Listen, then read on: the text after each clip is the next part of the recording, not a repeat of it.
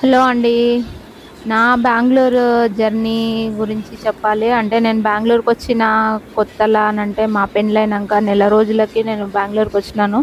అప్పటికే మా ఆయన 5 ఇయర్స్ ఇక్కడే ఉన్నారు. అంటే మా బావ వాళ్ళతోటి ఉండే. ఆయన ముందే మ్యారేజ్ అయినుండే ఆయనకి.